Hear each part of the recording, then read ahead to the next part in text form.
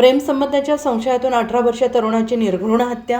जालना जिल्ह्यातील अंबड तालुक्यातील रुई गावात प्रेमसंबंधाच्या संशयातून 18 वर्षीय तरुणाची धारदार शस्त्राने हत्या करण्यात आल्याची धक्कादायक घटना घडली आहे. या घटनेमुळे परिसरात मोठी खळबळ उडालेली असून तीर्थपुरी पोलिसांनी तिघांविरोधात गुन्हा दाखल करत दोघांना अटक केली आहे.